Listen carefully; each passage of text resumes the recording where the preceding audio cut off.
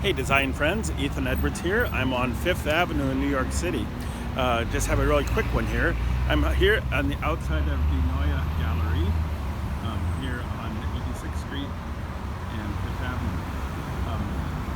Came here to see some of the Klimt paintings that have been restored, or there was a legal battle about who actually had them after World War II, and a couple of them are here, so that's great to see. But I also learned quite a bit about a new organization I sort of knew a little bit about, but I hadn't really explored so much, called the Wiener Werkstätte, which was a group of artisans, manufacturers, craftsmen in Vienna around the first part of the 20th century. They were really an outgrowth of the arts and crafts movement, which is something I have been very interested in, starting in about the 1880s with William Morris and so forth, and it had another outgrowth over here in East Aurora in upstate New York. But I discovered one interesting thing. There's a difference in that the arts and crafts people were very much under the impression or the philosophy that arts and crafts needed to be useful, that there wasn't a separation between beauty and usefulness, and also that there wasn't really a separation between the designer and the craftsman, that they prided themselves on the actual work being done by artisans.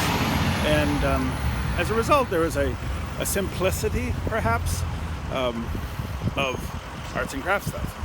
Whereas here, there's a big switch in that they thought, the Wiener Werkstätte people, thought that if you were a designer, it sacrificed the capability of you doing the best you could if you were also having to master the craft. And so they had an explicit policy, at least in the early years, where the designers would sketch things and turn them over to a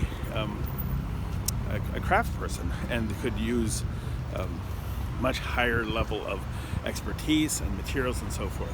And I can show you in the gallery, they wouldn't let you take pictures, but there's a great room that has the sketches on one side and then a glass case of these elaborate and exquisite silver and chrome pieces that were created based on these designs that were sketched.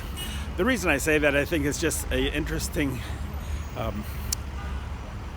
question that we still haven't yet resolved in e-learning.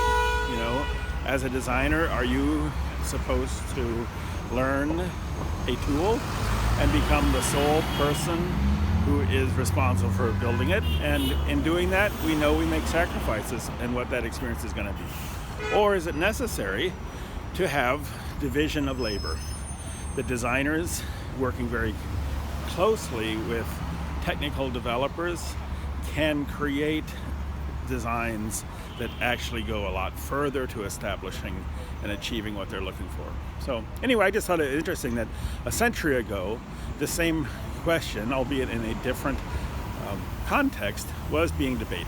So here we are at the Neue Gallery in New York City on the 15th of December. It's cold here. Anyway, I hope this was of a little bit of interest. It's well worth your time to visit this place if you're ever in the city.